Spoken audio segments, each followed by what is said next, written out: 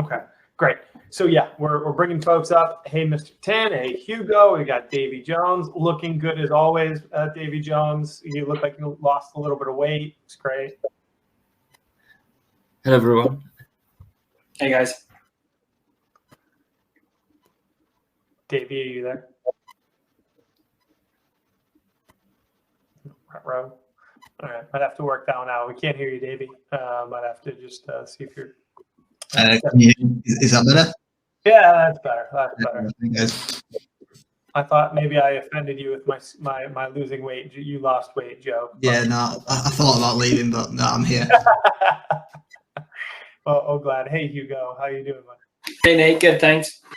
Good. I think we're just we're waiting on a couple more. There's Bruno. Oh, look at the what is over your right shoulder, Bruno? What is that? The bird. That's like rotating. That's the most valuable and expensive NFT in the .sama ecosystem. Canaria Super Founder #1. I love it. I expect nothing less. That's fantastic. All right, we're just waiting on Miami, and we have one more. We had one more, right? Josh, we'll give it a minute. Well, Bruno, as I said, I see you as the ringleader for this circus, not a moderator, because sometimes moderation seems like you just ask questions. I do not want that. You have a lot of opinions around this topic, and so I want to make sure that you feel free to express those and be as collaborative as possible in questions and answers. So why don't we do this?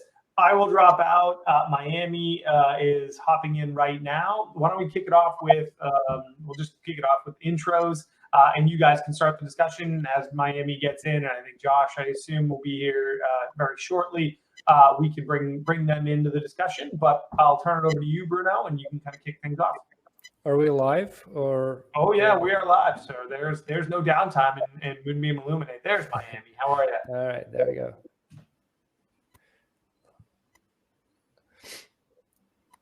Hello. Let me ping Josh as well.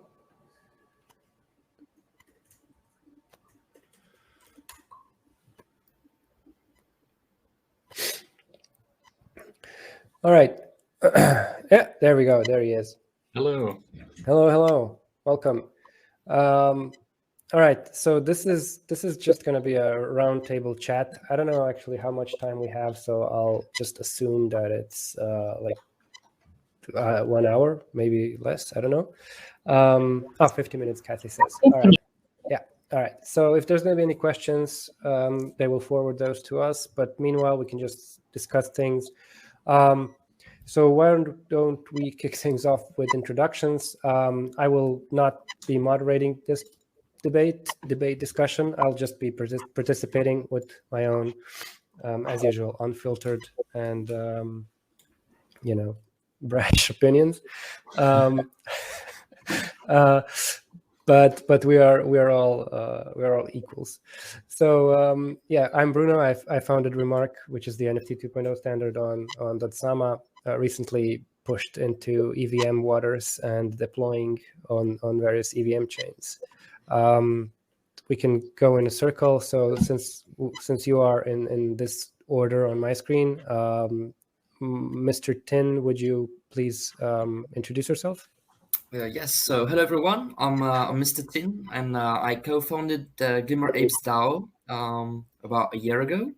So I am also a member of the core team of the DAO, and so basically I'm in charge of building and developing all the projects that the community wants, among which we have the GLMR Jungle, the Great Escape, our main project, which is a NFT gaming project on Moonbeam. Sweet. All right, Hugo, do you want to go next? There we go, unmuted. Yeah, so I'm Hugo. I'm the co-founder and CEO of a company called MyNFT. Before that, founded a project called Cryptograph in the Ethereum ecosystem initially. Also created a pretty cool auction system called GBM Auctions. MyNFT is launching in beta next week, is the goal. And it's a multi-chain NFT marketplace built out on Substrate Frontier, using a lot of the Moonbeam and Polkadot tech stack. And our goal long term is to be a place where you can trade any NFT and any currency on any network, which is the long term goal for us. So yeah, it's been about me. Cool. All right. I am getting some beeping periodically. So could anybody who's not speaking at the moment just mute so we can isolate that out? It's like a timer. Sounds like a timer of some kind. Davy Jones, you're up next.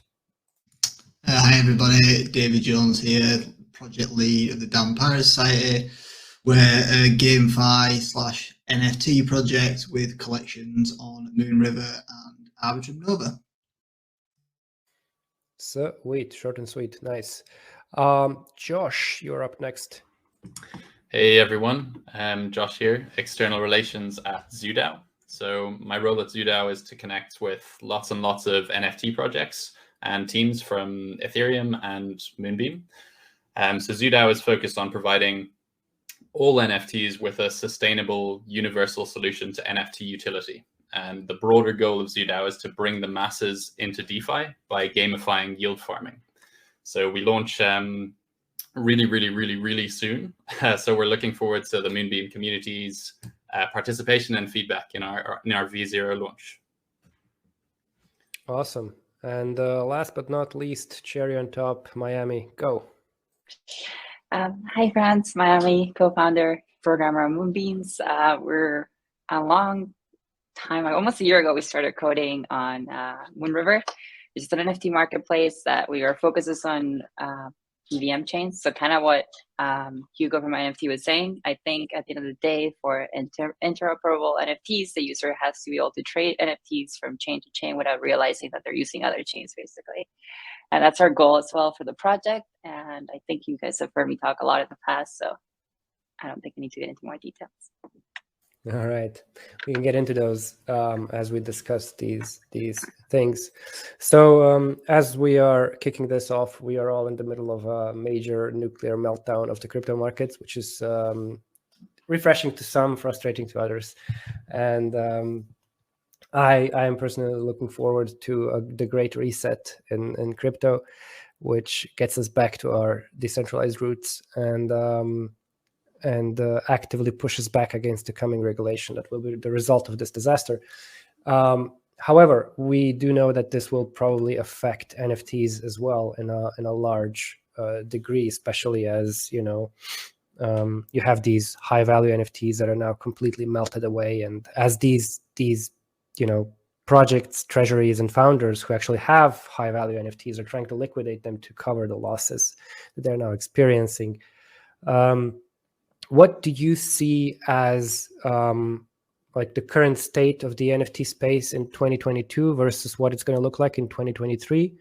And like, do you think it's dead to the point of needing a narrative shift, or can we salvage this? Can we recover this in a way that doesn't really set us all back generationally? Yeah.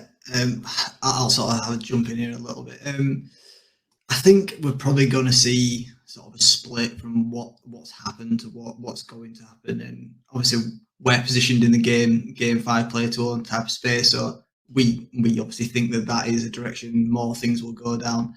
I think the main artworks, the people who are on there who are buying the NFTs for the art, not just for speculation, those will be fine. The prices might be lower, they might be higher, who knows? But I think that the actual art that people are buying, they're going to be absolutely fine. The key collections, the core profile picture collections, they're probably going to survive because they've gained such critical mass at this point, or they've got provenance, CryptoPunks, etc. So those two sides of the market will be fine, I think, anyway. And then we get a lot of the projects in between where if you've not got a unique value proposition, you're going to struggle. You're going to struggle to maintain users and interest in your project. So I think that's something that we've all got to be cautious of, which is, do we have something that people will want to enjoy long term that has more longevity than just trading for trading's sake? So in the future, we see NFTs and projects that have not just utility, the words thrown around too much, but something that people enjoy, whether that is art or whether that is something they're doing, and that's where we think will be when we come out of this this storm, should we say? Yeah, Miami, you were going to say something? Yeah, I personally welcome the storm. I'm on the side with you, Bruno, as well. Like, I don't welcome, of course, everybody that got hurt in the FTX fiasco and everything going down, but I think it's another nail, yet another nail in the why decentralization matters, and it impacts everything, including NFTs. But I think it impacts us in like as a side, like monetary wise, not functionality wise. So like going forward, projects are still building things unique to them and things that they want to do, whether it's a game, whether it's art, whether it's like music NFTs. At the end of the day, yeah, funding is lower now because markets are less, like people are more restrained in their spending. But at the end of the day, you still be able to build out your vision to some degree. And I think in the long term, this is obviously beneficial for crypto. And in the short term, it's not that impactful towards NFTs in the vision that we're trying to build out here. Yep. I'd just add to that that I think the more speculative forms of NFTs, let's say, are going to die a fairly fast death, I think, over the coming months. And I think that it's going to drive more innovation in the market, which I think is great. And apparently my mic is beeping. I have no idea how to solve that. Anyway, I'll let someone else talk until I figure out this beeping issue. It's very strange. All right. I'll let you go for it. I'll figure this out. All right. Cheers. Yeah. So obviously, I mean, what I'm worried about in all of this chaos is not particularly this whole treasury meltdown. I think projects that held their funds in centralized exchanges deserve to burn. And I think retail that held their funds in centralized exchanges deserve to burn. I think these are all very important, expensive lessons. I started my crypto journey by just losing 1 Bitcoin on BitMEX.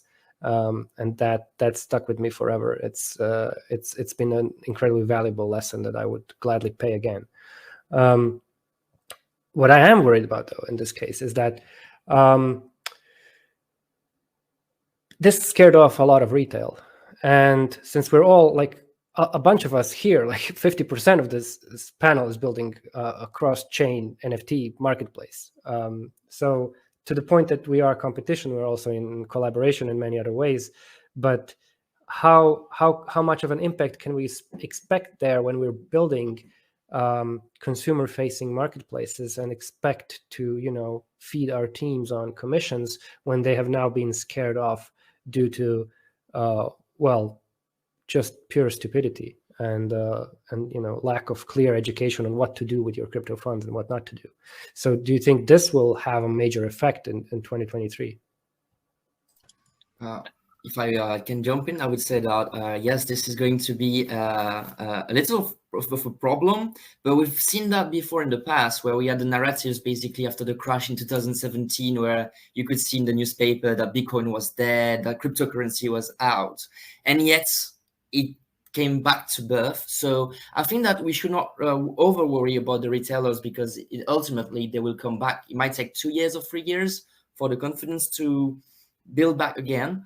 But I think if 2023 might be a bit difficult, but on the longer perspective, this shouldn't be an ultimate concern either. I think it's going to go back because as more projects are created and people gain trust back maybe in the markets because of global economics as well are not looking right now, they might be more inclined to go again towards investing in blockchain.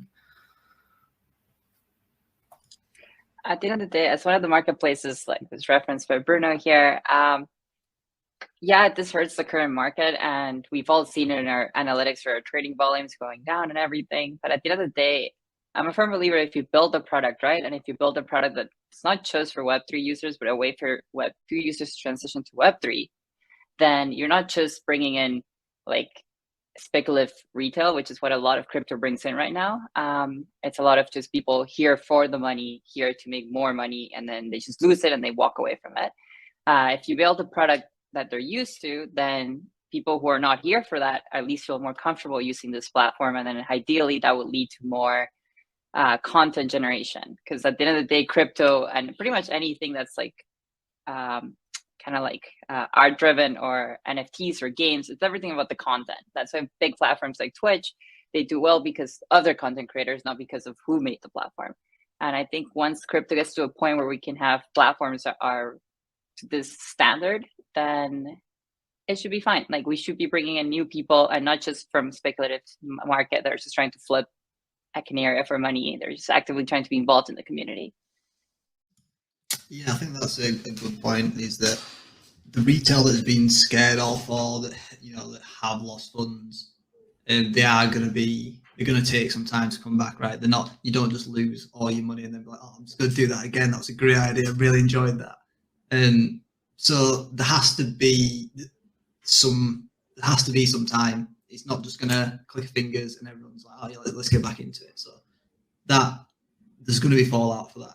So how do you get retail users back? Well, you don't get them back as such. They come back, and you have to be ready for them when they want to return. So sort of as Miami said, building something that they're familiar with, something that gives them confidence. That's a great step. It's a huge step. And all the users that you do get that do, you know, buy an NFT in this market, that are traded on your platform still, those are users that you'll need to keep and you want to keep. So it's sort of getting those users and keeping the experience good for them, but also waiting for the next round of people to sort of come. I don't think, especially right now, there's anything you can particularly do to persuade people to jump in, because it's too soon, too raw. Yeah, and I think compared to like the 2018, 2019 crypto winter, this one kind of feels a little bit different. I don't know if you guys feel that as well, but I remember just radio silence across all platforms, across all teams. Everyone was just hiding their heads in the sand. But it seems like this time, a lot of NFT builders and projects are just still building away furiously, you know, and still active, still pushing forward. So I think this is kind of a change since last time. So I'm not maybe not as pessimistic about the longer term, like 6 months to a year. Yeah, I think it's one of the things where a lot of us here have seen it before, and a lot of people have been through a cycle, have seen it before. I mean, this time it's completely ridiculous. It's beyond the scale of stupidity anyone could have imagined, probably. But it's just another crash. It's happened before. It'll happen again. But we're still going to keep going forward. All right, interesting. Okay, that's kind of weirdly optimistic. I'll take it. Now let's switch gears a little bit into NFT bridging, which is what we're here to basically talk about. And one thing in specifically is what kind of worries me. This is why we started RMRK in the Polkadot ecosystem, just to leverage this cross-chain communication promise that would let us communicate across these chains and transfer the NFTs securely and safely. And again, this crisis was highly educational in unbacked bridgeable assets, as the Solana mock chain went down and melted the SOBTC assets that it had on it that were completely unbacked because they were minted by a now defunct exchange. This is also a type of bridging, if you will, that is completely centralized. And in fact, most bridges today that exist are either requiring separate incentive mechanics where you have nodes in between chains communicating those messages. And so now you have the need for a token to incentivize those nodes to do some work, or they're just centralized servers pretending to be bridges, as we know from several projects in not just the entire ecosystem, but even in the Datsama ecosystem. So how safe will Hugo, how safe will MyNFT be against these disasters on a chain level when a chain melts down because of excessive centralization, like, for example, BSC falls apart, or any other centralized chain that you bridge to, how would those bridged assets behave? Am I still beeping? Mic working? Yeah, you're still beeping, but only when you're speaking, which is interesting, I think. How yeah. weird. Yeah.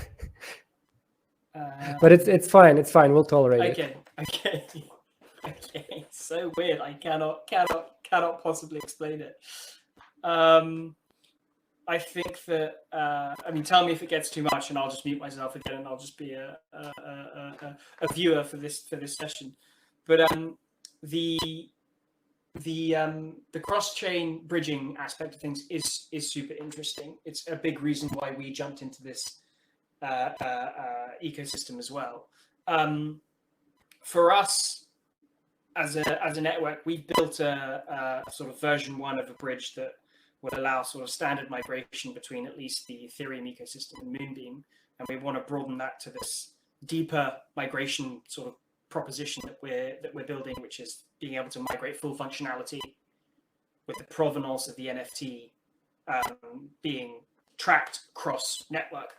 And we're putting together a standard for that, and our bridge in its version 2 will hopefully be able to show proof of concept of those movements.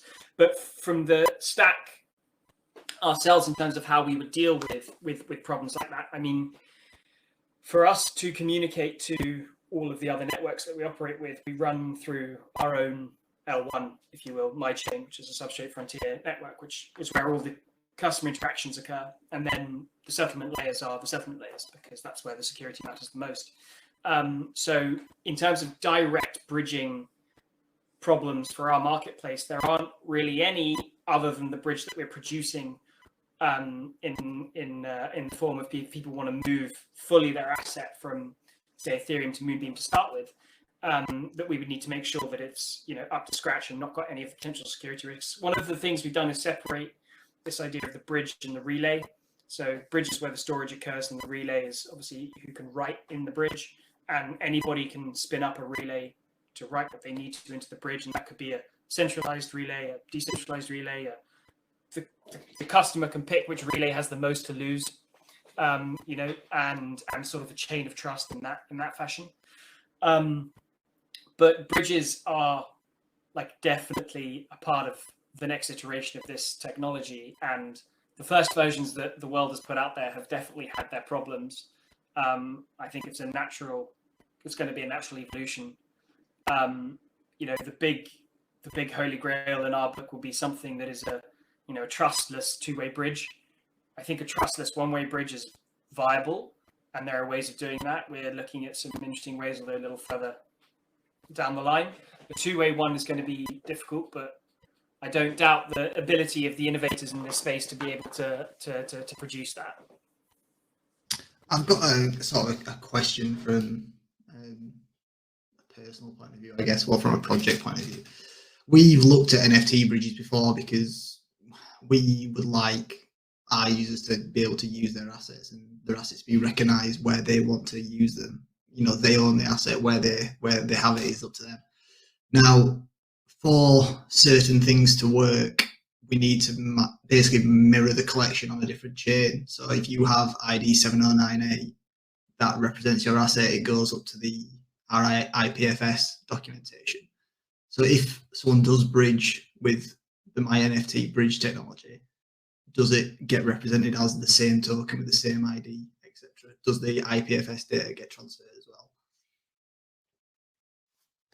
IPFS data, I'm not too sure about. My CTO would need to answer that. But the idea is that the token is represented in its same form, especially when we enable this full migration idea. I mean, if you're just wrapping something and migrating something without functionality, which is what we do today, you're essentially just trading a deed somewhere else, and it's predominantly a liquidity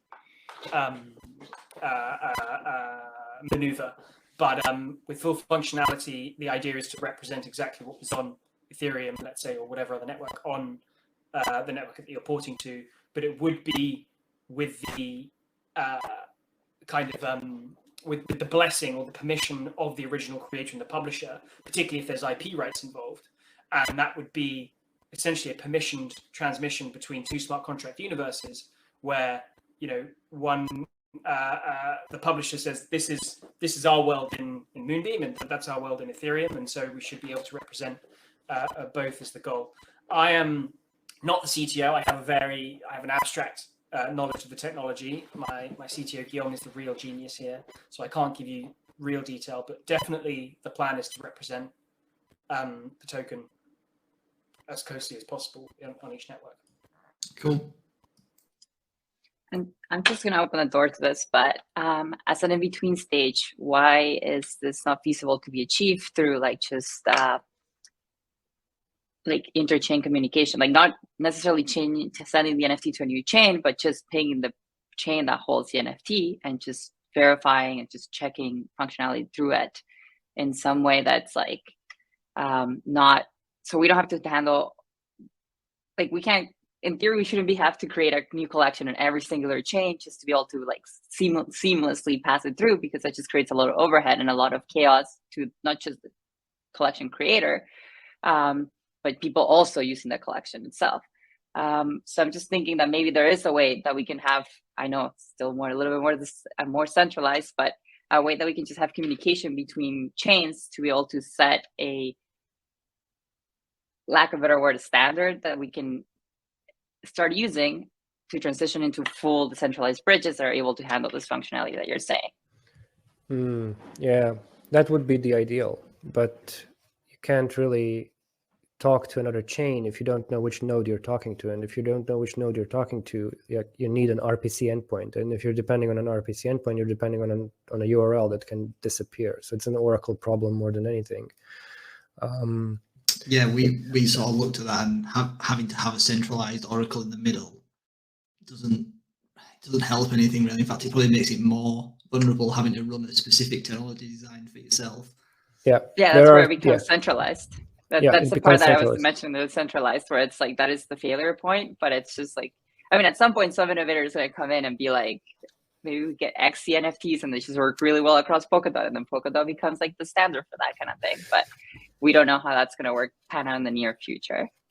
Yeah, I think introducing any centralized part into this is just repeating the mistakes of the past. And you're just depending on that Oracle being there. And as we've seen, even with some, treasury funded teams that have produced pretty cool apps, when that money dries up, when the interest dries up, the app is gone. It can't be updated anymore. And you lose potentially good tools, good teams, good projects. So many things from the beginning of the Polkadot's, inception, Polkadot ecosystem's inception, no longer work because there's nobody to update the metadata, nobody to update the apps, nobody to re-upload the front ends and do whatever needs to be done to keep them up to date. Which I think is pretty sad, because there's so many dependencies on these third-party aspects that can just disappear. On the other hand, if you look at ecosystems like Ethereum, there's not a single smart contract that doesn't work the same way it did when it was launched. Even if it's 8 years old, you can still call it directly, you can still invoke it directly, and it'll work. And you can very easily wrap a UI around it, and it works. And so I think we should strive for that. And as we're on Moonbeam, and as we're talking about, this EVM compatibility, we should strive towards just forcing people to be as decentralized as possible and have progressive centralization, not progressive decentralization. So you should start maximally decentralized and maximally slow and impractical, but such that it works. And then add a caching layer, add a database, add an indexer if you need to, host your front end on AWS. But you start with the decentralized parts first. And then once your centralized stuff dies, and make no mistake, it will die. Projects shift priorities, teams leave, they get bought out, they exit, they just lose the treasury to FTX meltdowns. Stuff happens. So if you have that layer of decentralized, downtime resistant stuff underneath everything, then you have a truly bulletproof system. And this is why centralized oracles for transporting NFTs back and forth are just a no for me, just a non-acceptable compromise. You know, if you have something that's pretending to be a bridge, but it's actually just a database on a server that reads the status of a contract and then pretends that you've equipped some item onto something, that is not an NFT bridge, and that is not an NFT standard. That is a Web2 app that's using a very inefficient database to show people something they want to see. You really have to have some sort of decentralized backbone to your projects. Otherwise, you're not really contributing anything to Web3. So this is why I like what MyNFT is doing with the matching of the relays and the matching of the collections from one chain to the other chain, such that we know always which part maps to, and such that we know always where an NFT came from. One of the interesting aspects of that project is that as you transfer an NFT from chain A to chain B, the metadata on the destination will get extra information added to it that says where the NFT came from, which I think is missing on a lot of these bridging mechanics, which basically just mint counterfeit NFTs. They just mint, you know, copies of NFTs, unauthorized copies on other chains. But this one has provenance attached to it, which I think is really cool and a step in the right direction. Yeah, I think I 100% agree with that. Like, if we take something as iconic as like a Fidenza, and that is moved to a different chain, why you move it, I don't know. Let's just say you do. You need to know that is the only one, that is still the original. The whole point around art and stuff like that is that you've got proof of ownership of that asset. If we lose that along the way, whether it's a $100 asset or a $100,000 asset, it just breaks what we're looking to do completely. Agreed.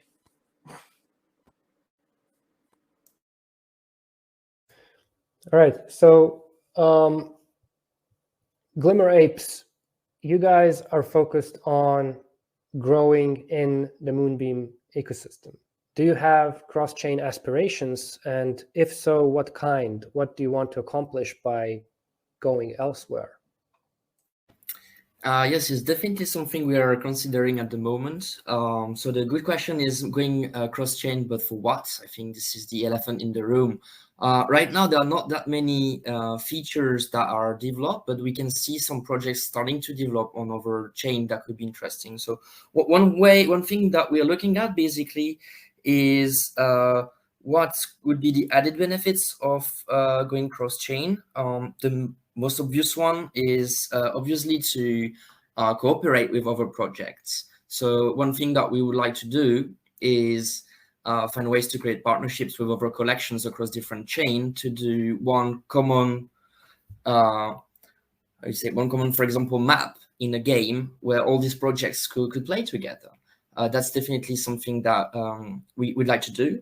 One other thing as well is that I think that in the next months or years, we're going to see some maybe new features that don't exist yet on other chains, and that will be a strong movers for many NFT collections to go cross-chain. So basically just by starting now to see what's out and trying it, because we're at the very early days, I think it will give us an edge when maybe more advanced technology is going to come out.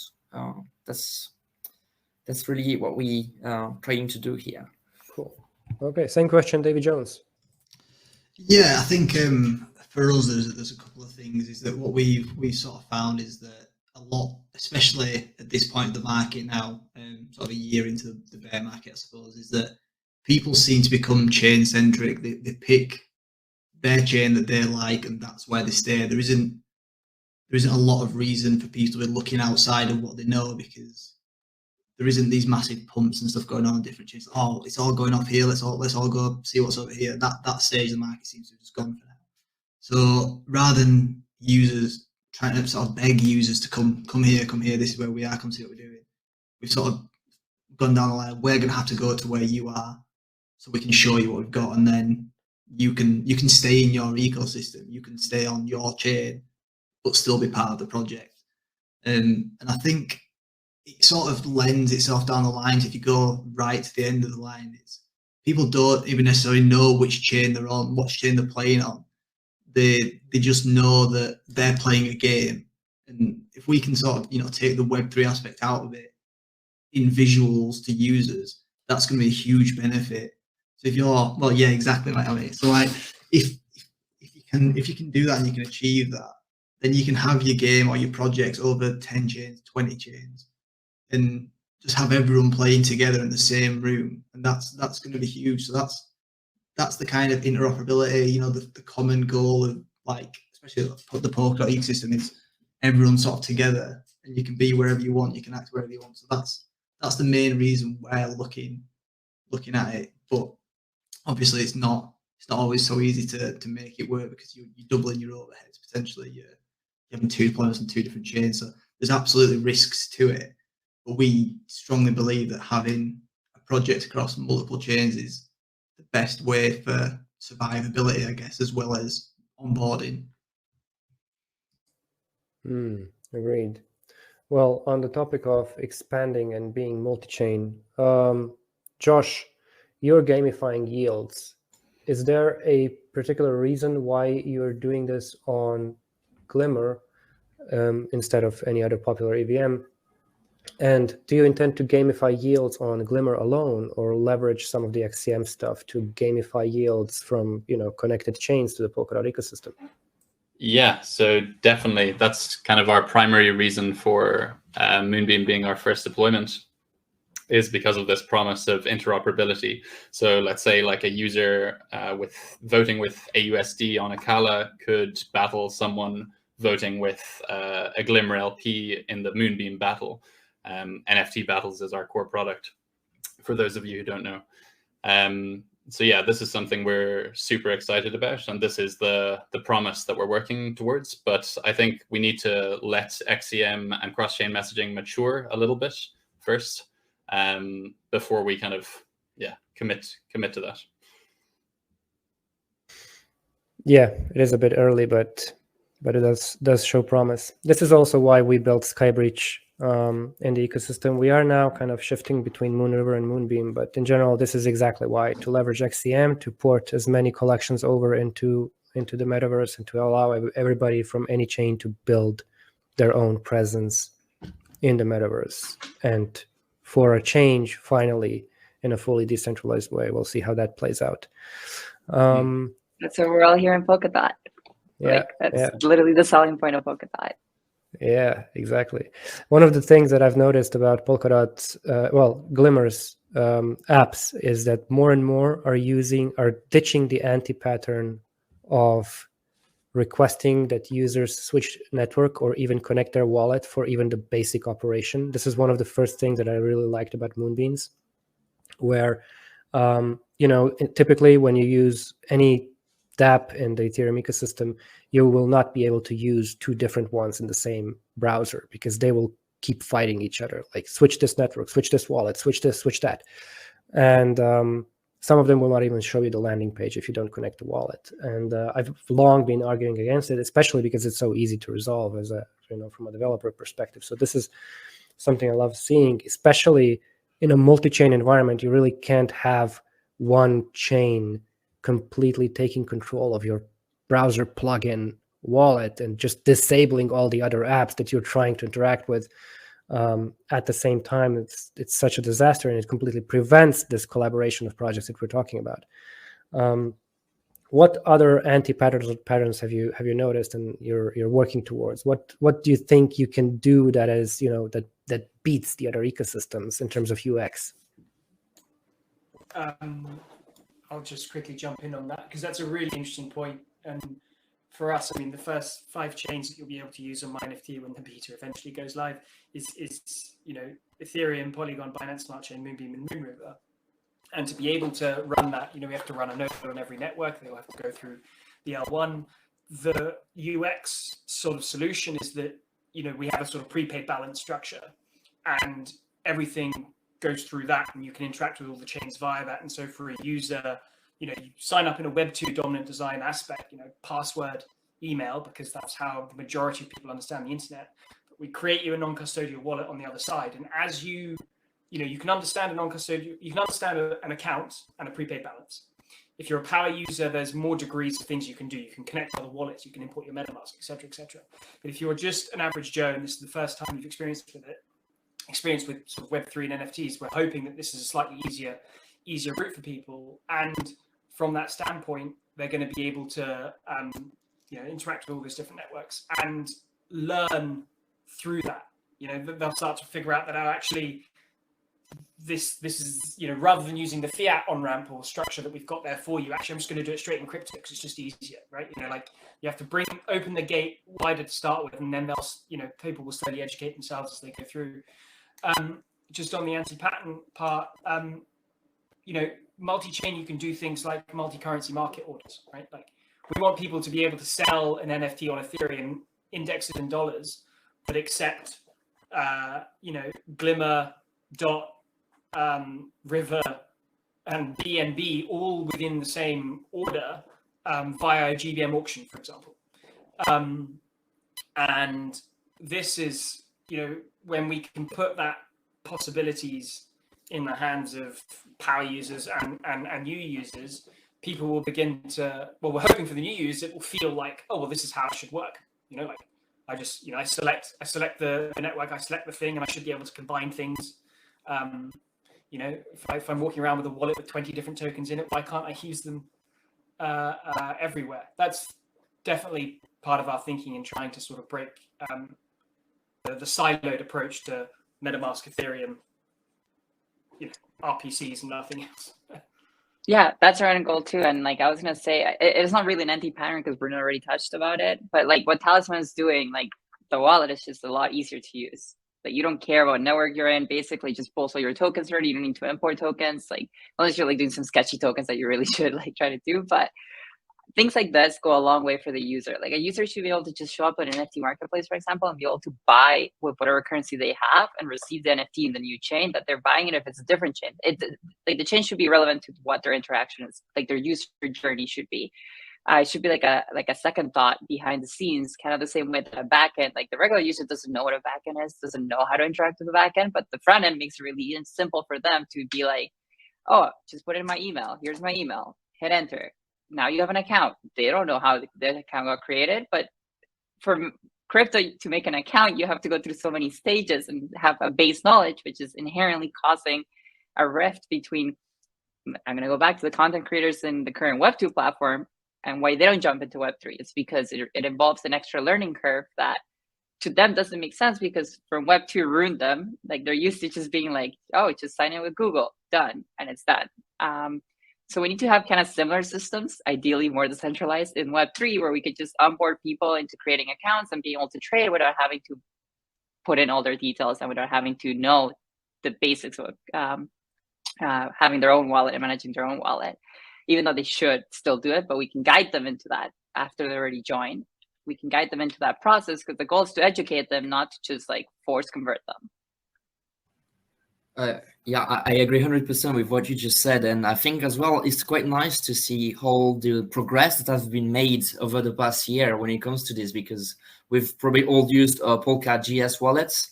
And it's really, I'm really glad to see that now we have Talisman or Sub Wallet, because it's really day and night. So if we can push it to the next level, where anyone that doesn't have very, very limited knowledge of what blockchain or crypto is can just use this as easily as they can use, say, PayPal, that could as well really help onboard tons of new people onto using the blockchain without really realizing it. And I think that's one of the main promoter of growth that interoperability could bring, actually.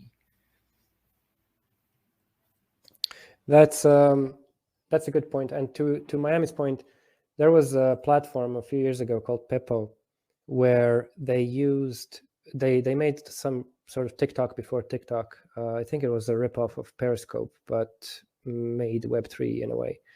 I think the ETH Bounties team was heavily involved with it as well. Anyway, it was as a mobile app. You would sign up in it. You would not be told that you are making anything crypto-wise. Well, you would kind of be hinted, but you wouldn't be required to do anything complicated. And once you were done, it would do this fun concept that we are now exploring at RMRK for Skybridge and other stuff that will release as a plugin for others to use, called session keys. And these, well, at least in that app, they worked by using the main account to generate a derivative account, which would be, funded with some dust, but always unlocked in the app. And so the user would never be exposed to this address, and the user would never have to type in the password, but they would always be interacting with tokens. So when you would send a like to somebody, you would actually send a token, but this would be signed behind the scenes. It would not bother you with crypto UX ever. So the users were immune to it. But everything that they got was sent to their main address, and they could cash this out in the form of gift cards from this app. It never took off. It shut down shortly after because there was just no interest. But it was a fun experiment that led us to play with burner wallet implementations in form of this session key setup, where essentially, in order to get, especially for a mobile wallet experience, to get a good experience, you must let a user just not experience it at all. Just as long as the user has no exposure to Web3, they will use Web3 easily. So what you get is you take this kind of main key, you generate a new address from it, or just a new address in general, you seed it with a little bit of dust from the main key, and then you use that as a burner wallet. So the private key is basically in the URL that the user clicks. Even if this URL is hijacked and somebody steals that private key somehow, that sub key, that sub wallet is actually bound to certain actions that you can do. So you can have, in a metaverse, you can have a key for movement only. And so even if somebody hijacks your key, the worst they can do is move you around a little bit. So this is something that we're experimenting with, where you have a whitelisted list of actions that you can do in your project, and you can generate sub keys for, but mainly for easy transport into mobile environments, so that you can still dodge, the ridiculous 30% tax from Apple that they are trying to, levy on the NFT sales, or whatever other restrictions will happen now after this chaos. So yeah, looking forward to more UX innovations. I've got sort of a quick question for you, I suppose, Bruno. So obviously we're talking about interoperability between chains, something that we've discussed internally and with some other teams on different, they are on different chains, but not necessarily key to that, is about NFT assets interacting between different games. Now, we know that sort of the play to earn sort of slogan, play to own, sorry, sort of says that this is the asset, this is the time I put into the asset, therefore it should have some value to it. You can think of a World of Warcraft account at max level. Now, some people might not want to sell that account, they have put a lot of time into it, but it doesn't mean it doesn't have value. So taking that account and potentially using that character in a different game is something that appeals to us, because you might have made quite a strong relationship with that character. And with, statistics and levels and experience all being put on chain potentially for these characters, it'd be quite easy for another game to, hey, you're max level, this is the kind of player we want. If you come to our game, you're going to get a 50% experience boost for the first 3 weeks or whatever. And we see that as being, one, a way to attract users potentially if it becomes a thing. And two, it gives the assets more value than the ecosystem they're in. If the game went bust, like, they stopped Guild Wars 2 being developed anymore, and you're like, well, what else would it play? So do you see that as being something that Web3 applications and games can leverage and should leverage potentially? Oh yeah, for sure. This is exactly what we've built with the Soulbound 2.0 system, where you have exactly that, the reputational avatar system that is applicable not just to any protocol like ZooDAO, where you can actually have an avatar that grows its reputation based on performance in the yields, but also for games. If you have an avatar that's a transferable NFT, but that avatar can contain another NFT that's a backpack full of items that are also NFTs, that's a game engine built in there. But also that same avatar can have an NFT brain that's non-transferable, basically Soulbound 2.0, into the avatar. And that brain can equip skills and attributes and level up over time and actually keep what they've accomplished in that game, along with any other POAPs, accomplishments, achievements, awards, buffs, debuffs, and everything else that you can accomplish in a game. You can very easily take that out, but you can never sell or change or move those attributes that you've accomplished in these Soulbound 2.0 setups. So this is exactly what we've built, and this is exactly what we want to build with the launch of Skybreach. just as a demo that this stuff is possible and that you can actually do it in a fully decentralized way. You don't need to store this information in a database. And because it's based on a clean standard that basically fits all use cases that we've talked to so far, I think we have a good chance at making this the next catalyst for the new age of, you know, the NFT booms beyond 2023's chaos. Because we will need a little bit of time to recover from this, but we'll also need a little bit of time to build this out and to really build these connections between the games and the avatars and to, you know, get some value into those. You know, I call it ownership of experience. So get some value into those NFTs that you have to prove that they are valuable, that they are possible, and that they are interoperable between not only, you know, projects, but also chains and projects between different chains through advanced bridging structures like the ones we talked about today. So I think we all have like a huge catalyst on our hands that we just need to leverage in order to trigger the next NFT bull market. Yeah, I'd be 100% there. On a personal level, like I'm really looking forward to the next World of Warcraft or RuneScape being built in Web3 with the in-game economies like tied to real world value. I think this, as you say, will be the next catalyst for the big boom. Yeah, I'm sure that there are some like swords that will sell for hundreds and hundreds of thousands of dollars. I'm calling it now. No I doubt. mean, we can all see that, you know, skins and cosmetics in games should be NFTs, right? I'm assuming everyone here is pretty much agreed on that, because rather than, you know, here's £100, here's a skin that we actually still own, but thanks for giving us the money. If we ban you, then you lose it. Your fault. So that marketplace, I think I saw something the other day about Valorant, and you know, users spending sort of $30 million a month on assets they don't even own, and that is coming. People are going to realize soon that that's a really bad deal for the actual user. So I think that just being here and being ready to say, look, this technology is already ready. We're ready to exploit it. That it's coming. So we just got to ready for it, really. Yeah, I mean, Hearthstone is a perfect example. People spend serious sums of money on their Hearthstone collections, and a famous player, does something that's politically not favourable, and boom, gone. Definitely a problem. I think I just want to throw in there as well, the other thing that super excites me about sort of 2023 and beyond is how we're going to apply NFTs to new markets. So how you're going to start bringing new kinds of unregulated, probably to start with, non-fungible assets that exist in, you know, our physical reality, and how we bring them on chain. What the deposit and redemption procedures are going to be, how you tokenize and untokenize those things, and I think that's going to create a massive new wave of interest and cycle in the market if people can start doing that with interesting new assets. Definitely something we want to focus on at MyNFT. Awesome. All right, I think we're out of time slowly. Why don't we do a round and just everybody drop some links, social handles, whatever you want, so that people can find you and your projects and learn more. Mine is just @Bitfalls. You can see my username and Twitter, and you can follow other links from there. Okay. Kathy says drop links in the chat so she can drop them into the comments. So that works as well. I think Nate is coming on right now.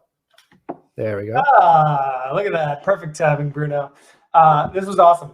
This was an unbelievably engaging discussion. I feel like I don't know if you guys all kind of knew each other prior, but it feels like everyone had different takes, and it flowed really well. So good work, everyone. Thank you so much for joining. This was awesome to get everybody together, and I think the flow went really well, Bruno. I know you were a little concerned at first, but I think you did a great job controlling the circus. So thank you again, everybody, and we will be moving into the next session shortly.